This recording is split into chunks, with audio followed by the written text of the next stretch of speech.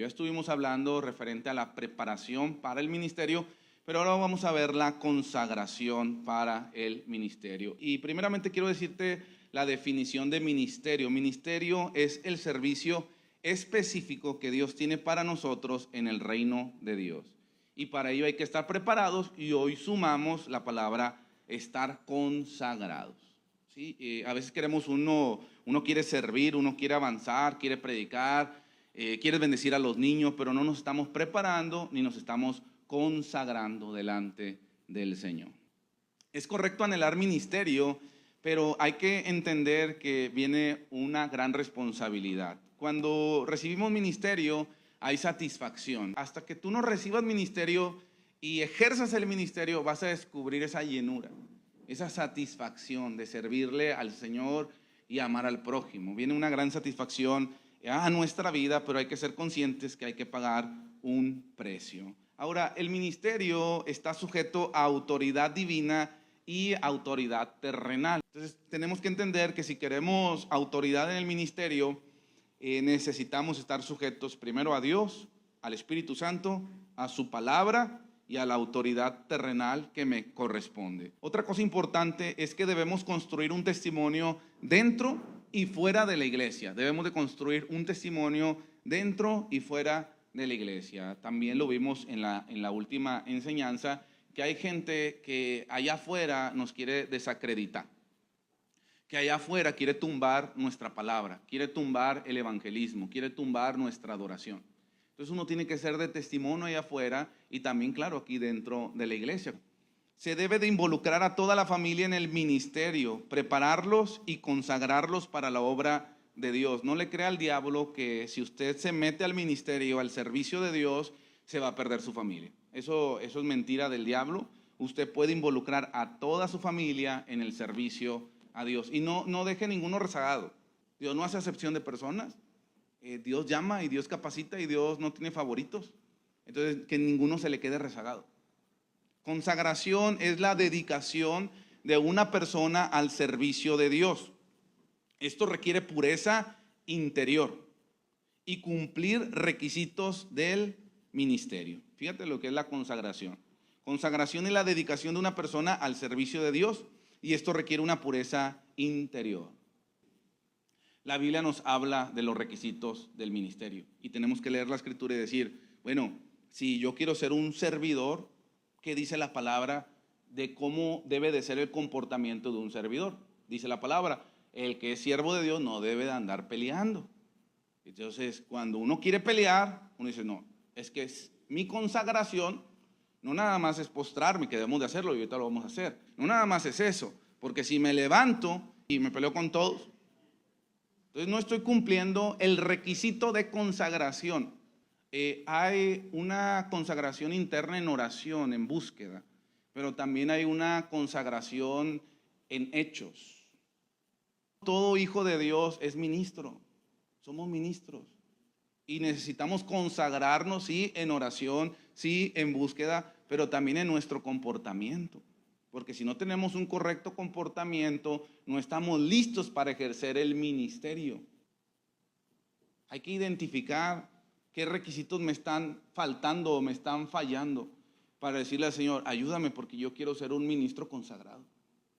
Y si yo hablo de más, yo peleo, si yo no soy compartido, no soy hospitalario, si yo no soy hombre de una sola mujer, si yo tengo pensamientos, etcétera, y Dios te va dando revelación y te va a mostrar qué te falta para consagrarte, los requisitos para ser ese ministro poderoso que Dios quiere que tú seas.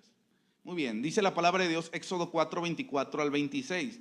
Dice la palabra en Reina Valera, y aconteció en el camino, ya iban rumbo al ministerio, el ministerio era la liberación, el éxodo del pueblo hebreo, que en una posada Jehová le salió al encuentro a Moisés.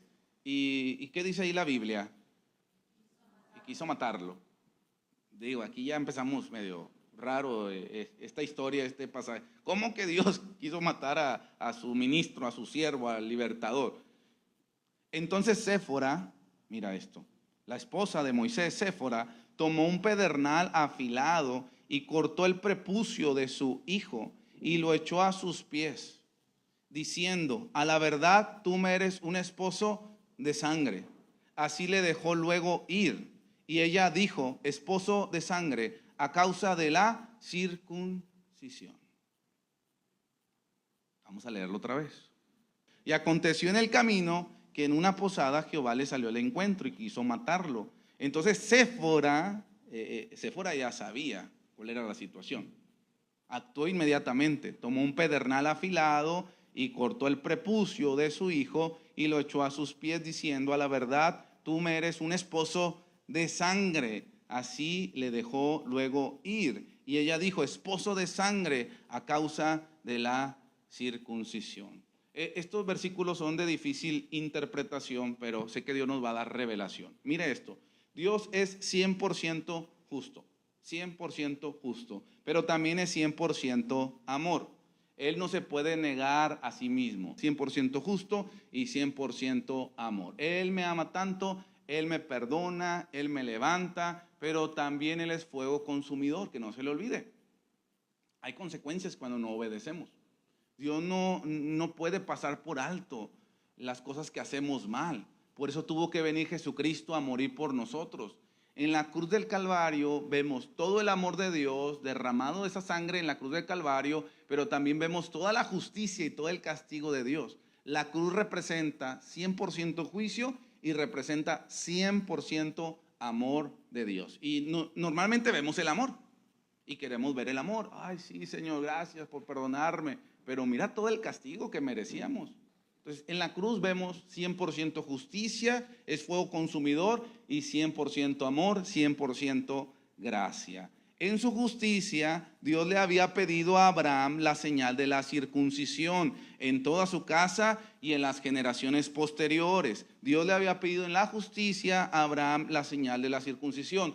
Todos los varones iban a tener esta señal. ¿Por qué? Porque Dios los estaba levantando como ministros, como reyes, como sacerdotes. El plan que Dios tenía para el pueblo de Israel era que ellos ministraran a la humanidad, como un pueblo escogido, ministraran a la humanidad y volvieran esa humanidad a Dios. Ese era el plan, pero a los suyos vino, mas los suyos no le recibieron. ¿Y quién sí decidió recibir al Señor? Ahí humildemente nosotros, los gentiles. Gentil es el que no tiene ascendencia o no tiene genética. Se nos perdió la ascendencia, se nos perdió la genética, pero nosotros le hemos recibido a Él y entonces Él nos ha dado un nombre. Y ahora tenemos la potestad de ser llamados hijos de Dios. Pero el plan era que ese pueblo estuviera apartado. Y la circuncisión era una señal de santidad, que estaban apartados para el Señor. Y al parecer Moisés y Séfora no se habían puesto de acuerdo en este asunto. No se habían puesto de acuerdo en este asunto. Discusiones en matrimonio, muchas, ¿verdad? Cosas que no nos ponemos de acuerdo, muchas. Y aquí no habían llegado a un acuerdo. Recordemos que Séfora no era israelita, no era del pueblo hebreo. Recordemos que ella era hija de Jetro, sacerdote de Madián. O sea, ella tenía otras costumbres. Y de alguna manera ella ya entendía, ya sabía el pacto que debía de obedecer sus hijos, porque eran descendientes de Abraham, de Isaac y de Jacob y de Moisés, obviamente, pero ella no se había puesto de acuerdo. Y yo creo que Moisés, como fue exiliado, y Moisés como estaba también sujeto al suegro para no tener problemas, pues dijo: no, pues no los vamos a circuncidar. Yo creo que para que no metemos en problemas, ya como quiera, pues yo ya no estoy con mi pueblo, yo ya perdí mi religión, pues no vamos a circuncidar a nuestros hijos. Pero iba a cumplir un ministerio, necesitaba el poder de Dios, se iba a meter en cuestiones hasta situaciones de muerte, porque la última plaga era el ángel de la muerte. Entonces imagínate, él yendo a liberar al pueblo de Israel y no estaba cumpliendo la justicia de Dios, no estaba cumpliendo el pacto que había estado establecido con Abraham, Isaac y Jacob. Algo pasó con Moisés, que estaba muriéndose. No dice la escritura si estaba asfixiando o literalmente llegó el ángel de Jehová, así como lo describe la escritura, con una espada desenvainada y se le empezó a encajar la espada. Pero sí estaba muriendo, algo le estaba pasando a Moisés, y eso es la justicia de Dios sobre nuestra vida. Si no tuviéramos a Cristo, usted y yo ya estuviéramos aniquilados. Si no tuviéramos a Cristo, no podríamos tener la bendición de respirar, la bendición de servirle, la bendición de estar hoy aquí presente por la justicia de Dios. Pero bendita gracia y misericordia, cuando yo me rindo a Cristo, 100% amor, Él me justifica y entonces puedo ser usado para sus planes y para sus propósitos. Pero así como Moisés se tuvo que someter al pacto de Abraham, ahora nosotros, si queremos ministrar, tenemos que someternos al pacto de la gracia. Dios nos mostrará en lo que tenemos que obedecer para poder ejercer el ministerio. Dios nos va a mostrar, y muchas cosas ya lo sabemos. Hay muchas otras cosas que sabemos que tenemos que hacer y no las hemos querido hacer. En el caso de Séfora, ella ya sabía lo que tenía que hacer, era cumplir y obedecer el pacto de Abraham. Nosotros necesitamos cumplir y obedecer, no el pacto de Abraham, el pacto de Jesucristo nuestro Señor. Los expertos dicen que la expresión esposo de sangre, esta expresión esposo de sangre, era una expresión de molestia por parte de Séfora al no estar de acuerdo en que sus hijos se circuncidaran. Es que tú eres un esposo de sangre. Y de alguna manera le estaba reclamando a Abraham. A lo mejor ella, según su cultura, según Madián, según su padre como sacerdote supremo, no llegaba a entender ese pacto que Dios había hecho con Abraham. Y le decía, tú eres para mí un esposo de sangre. Y al final lo dice, debido a la circuncisión. Esto nos enseña, iglesia, que muchas veces en el ministerio no vamos a estar de acuerdo. Hay situaciones que van a ser incluso desagradables, pero aún así nos vamos a negar. Hay que negarnos por el ministerio, porque qué fácil sería obedecer en lo que todo estás de acuerdo. Obedecer cuando no te cuesta y es fácil. Pero el ministerio, así como Séfora, muchas veces va a ser como un esposo de sangre. Y ella ya sabía, porque cuando empezó a morir Moisés, ella ya sabía, ni siquiera le preguntó, ¿qué hago? Dime qué tengo que hacer, un sacrificio. No, ella sabía que el problema estaba con sus hijos, que no estaban circuncidados. Y no dice la Biblia que el ángel de Jehová le dijo, circuncida a tus hijos. Se estaba muriendo Moisés y rápido fue por el cuchillo. Qué doloroso, ¿eh? Rápido. Pobres niños o muchachitos, ya a lo mejor ya estaban grandecitos. Y fue y cortó el prepucio. Y ahí lo aventó, así lo que hice, lo leí yo, usted lo leyó también, lo aventó ahí a los pies, esposo de sangre. Para mí eres un esposo de sangre. O sea, hay cosas dolorosas, en desacuerdos, pero al final, si queremos cumplir con el ministerio, necesitamos negarnos a nosotros mismos y sacrificarnos. Ahora, la ventaja que ahora no es algo externo. Dios lo que nos pide en nuestro interior. Circunciden su corazón. Quita lo que estorba, lo que no te permite consagrarte delante del Señor. Y es lo que vamos a hacer en esta noche. Limpiar nuestro corazón, quitar lo que nos estorba, el servicio, dedicarnos a la obra del Señor. Algunas cosas ya las sabemos y otras Dios nos las tiene que mostrar. Después de esto todo retornó a la normalidad. Y cuando hubo consagración, la unción y el llamado ya lo tenían, pero la consagración no la tenían. Todo retornó a la normalidad cuando hubo consagración. La unción y el llamado lo tenían, pero la consagración no. Tenía la vara, tenía el llamado, pero no había consagración en su familia. Y no iba a haber victoria. Entonces Dios nos está hablando, Dios nos está pidiendo consagración. Creo que hay llamado, creo que hay ministerio, creo que esta iglesia está llamada a grandes propósitos, pero vamos a consagrarnos delante del Señor en oración y también en actitudes, también en requisitos. Es bueno orar, pero también levantarnos y cumplir esos requisitos como ministros, como servidores en el reino de Dios. Vamos a terminar los últimos versículos, Éxodo 4, 27 al 31, ya estos son un poquito más agradables. Dice la escritura, y Jehová dijo a Aarón, ve a recibir a Moisés al desierto, y él fue y lo encontró en el monte de Dios y le besó.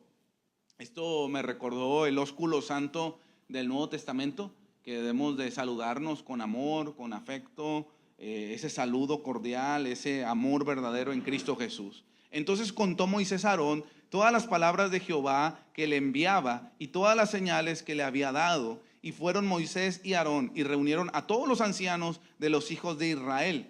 Y habló Aarón acerca de todas las cosas que Jehová había dicho a Moisés, e hizo las señales delante de los ojos del pueblo, y el pueblo creyó. El pueblo creyó. El ministerio es para traer fe. Cuando uno está ejerciendo bien el ministerio, se despierta la fe en las personas. Los que estamos ministrando aumentamos nuestra fe, y las personas que reciben el servicio en el reino de Dios también aumentan y empiezan a creer en el Señor, aumentan su fe. Y oyendo que Jehová había visitado a los hijos de Israel y que había visto su aflicción, fíjese lo que hizo el pueblo de Israel: se inclinaron y adoraron. Se inclinaron y adoraron.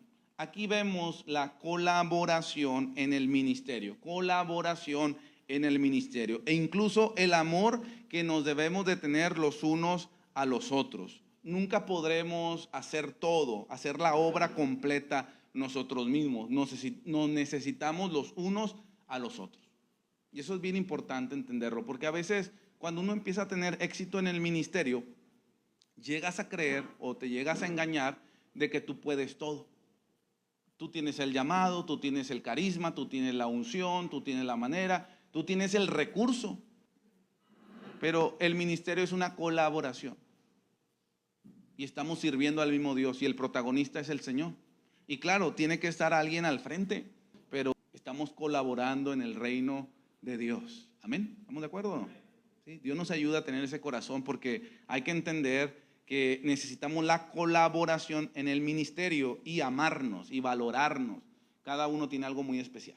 Se reunieron con los ancianos, que representan a los líderes y servidores, los ancianos, y después se reunieron con el pueblo, que representa a la iglesia. Se les da la palabra de Dios, la palabra de Jehová, y se les muestran las señales que Dios le había entregado en la zarza.